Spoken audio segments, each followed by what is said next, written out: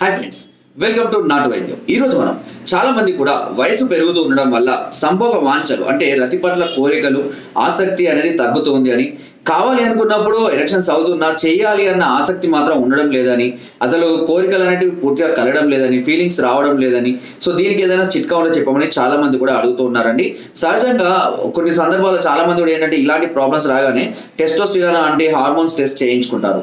Hormones అన్ని బాగానే ఉంటాయి, అవసరం ఉన్నప్పుడు ఎలక్షన్స్ కూడా వచ్చినా కూడా కొన్ని సందర్భాలలో చేయాలన్న ఆసక్తి ఉండకపోవడం, చేయాలని ఇంట్రెస్ట్ రాకపోవడం, ఫీలింగ్స్ అనేది కలగకపోవడం అనేది సహజంగా చాలా మంది జరుగుతాయి. కొంతమంది వయసులో ఉన్న వాళ్ళకు జరగచ్చు, వయసు పైబడిన వాళ్ళకు కూడా ఇలా జరుగుతుండొచ్చు.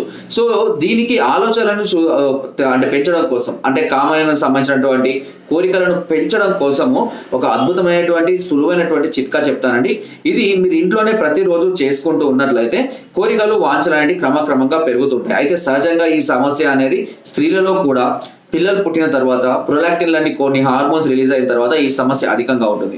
సో పిల్లలు పుట్టడం వల్ల వాళ్ళ ఆలన పాలన చూసుకోవడం, వాళ్ళని పెద్ద చేయడము, వాళ్ళకి టైం టు టైం పెట్టడము, ఇదంతా ఖచ్చితంగా ఫాలో అవ్వాలి. కాబట్టి దానివల్ల కొంతమందిలో స్త్రీలలో ఈ సమస్యలు అనేవి అధికంగా వస్తాయి. సో పురుషులకు ఇలాంటి సమస్యలు ఏముండవు కాబట్టి వీళ్ళ కోరికలు ఎక్కువగా ఉన్నా అటు స్త్రీలలో కోరికలు అనేవి తగ్గిపోవడం వల్ల చాలా నిరుత్సాహపడిపోతుంటారు.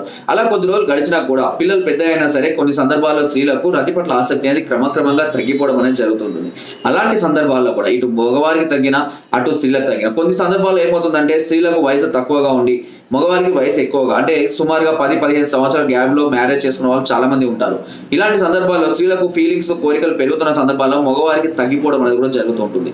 సో అలాంటి సందర్భాల్లో ఈ చిట్కా అనేది చాలా అద్భుతంగా పనిచేస్తుంది. సో దీనికి మీరు చేయవలసిందల్లా ముందుగా మీరు చేసేది ఒక తానికాయ తీసుకోండి. ఈ తానికాయని ఏం చేయండి అని అంటే మెత్తగా దంచి దాన్ని పొడి చూర్ణం లాగా చేసుకొని ఈ తానికాయను ఒక పాత బెల్లం, మనకు మామూలుగా మార్కెట్లో దొరుకుతుంది, నల్లగా ఉంటుంది, ఉప్పు బెల్లము అట్లాంటివి కాకుండా పాత బెల్లం అని లభిస్తుంది. ఈ పాత బెల్లము, ఈ తానికాయ అన్ని కూడా ఒక 5 గ్రాముల చొప్పున మంచిగా మెత్తగా దంచి అందులో, లేదంటే మొత్తం కలుపుకోవచ్చు కూడా, సేమ్ అయితే కనుక ఒక 100 గ్రాముల చొప్పున తీసుకొని మెత్తగా ముద్దలాగా చేసుకొని చిన్న ఉసిరికాయంత మోతాదులో గోళీలాగా తయారు చేసుకొని రోజుకు ఒక గోళీ చొప్పున ఉదయం కానీ రాత్రి కానీ అన్నం తిన్నాక తీసుకుంటూ ఉండాలి.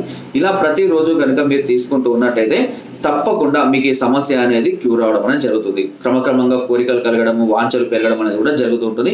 సో ఎలాంటి సైడ్ ఎఫెక్ట్స్ కానీ ఎలాంటి సమస్యలు కూడా ఉండవు. ఓకేనా? సో ఇలాంటి సమస్యలతో కనుక మీరు బాధపడుతున్నట్లయితే ఇది వాడుకోండి, తప్పకుండా మంచి ఫలితం ఉంటుంది. నా వీడియోస్ తప్పకుండా లైక్ చేయండి, షేర్ చేయండి అండ్ సబ్స్క్రైబ్ చేయడం మాత్రం అస్సలు మర్చిపోకండి. Thank you.